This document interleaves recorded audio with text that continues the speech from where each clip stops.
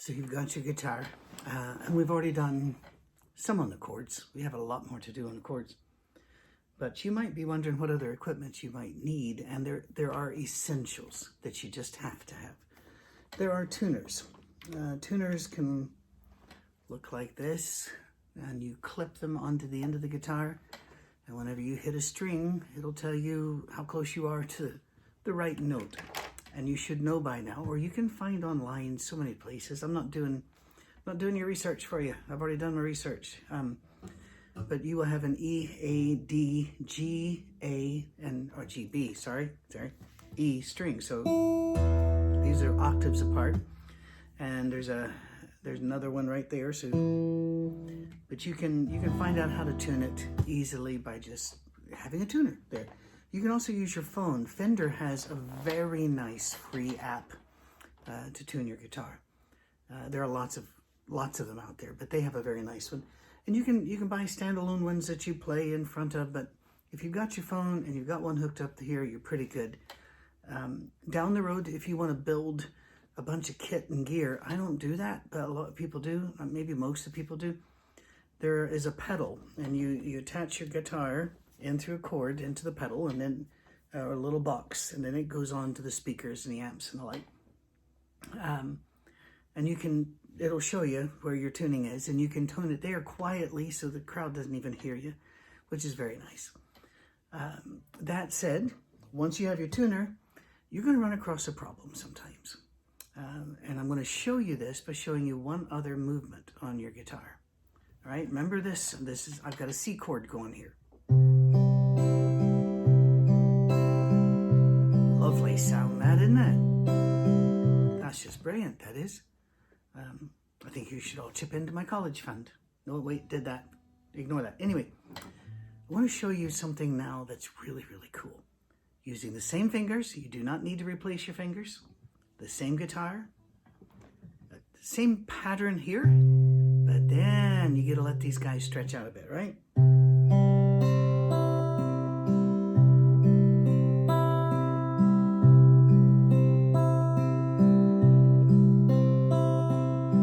This is a Taylor 712E.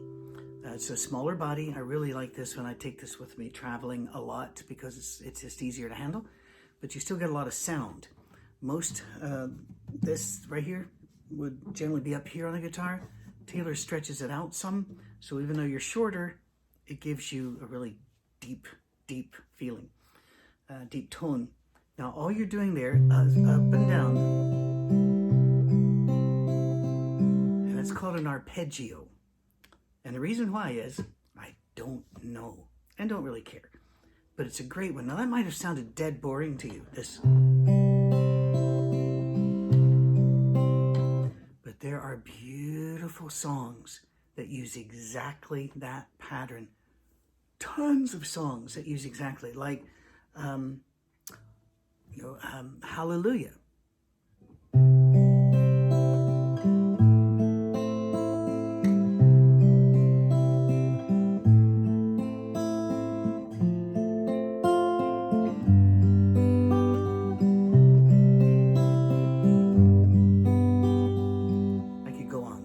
You get the idea?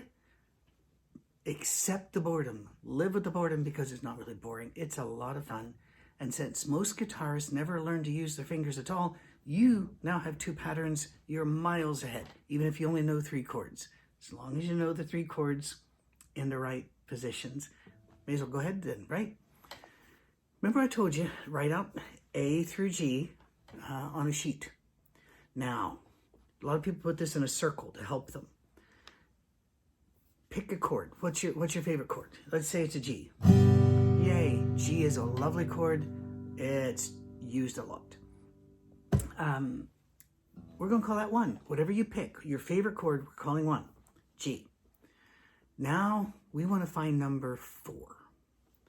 So we just go the circle. A, B, C.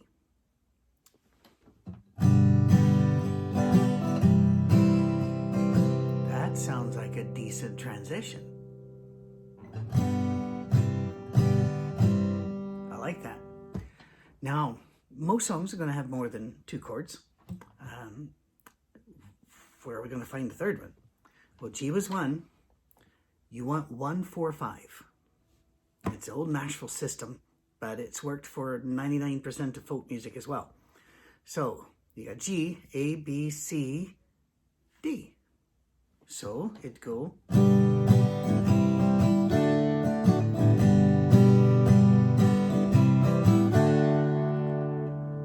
Come on. That's gorgeous. What if you only know those 3 chords? Oh my goodness, the world is your oyster. What if you can't sing in G, or if you do it C, it'd be then F, G. See, because C is number 1, D, E, F, G. 1, 4, 5. It's magic. And every so often you'll throw in a minor chord or a 7th, but we're not going there yet. But let's go back to Hallelujah. I can't sing it in C. Now, I play this for an incredible singer, and she can sing it in any key you want, but my vocal range is like this. So there was a secret chord. It's not going to work, right? How in the world? What do I do? Well, you can transpose it, but we're not doing that yet. You're not ready for that yet. We're going to talk about essential equipment, the tuner, and the capo. Now, capos come in lots of different ways. This is a Thalia capo. It has a Celtic pattern here. You get your own pattern. And they come with inserts that fit different guitars. This one is set up for a Taylor neck. It fits the Taylor neck. But there are many others. Now, for example, I'm going to put it here on 3.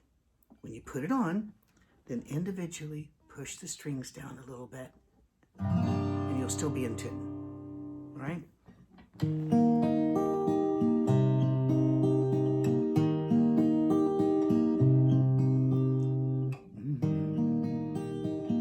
Isn't it pretty?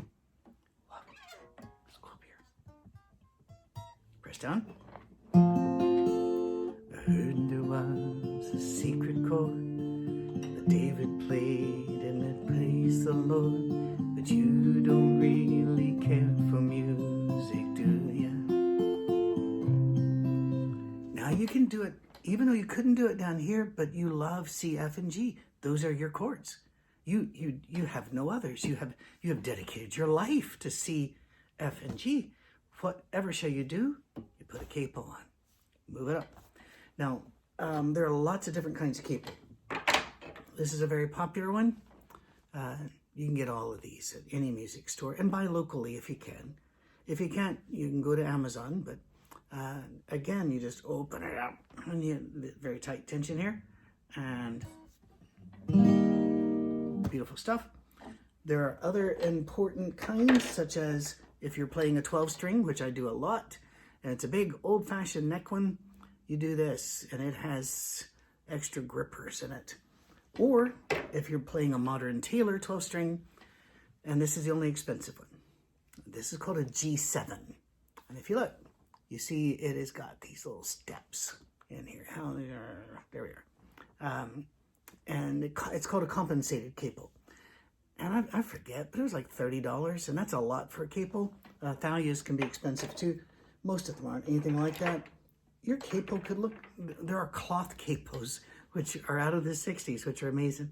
Kaiser, very, very popular. Off brands like this work just fine, just fine. So, but you need a capo, you need a tuner, and you need a guitar, and you need patterns. So you now have 2 patterns. And then,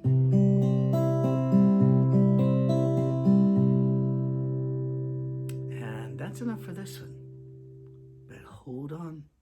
There will be more. This is not a threat, by the way. Do not turn me into the authorities.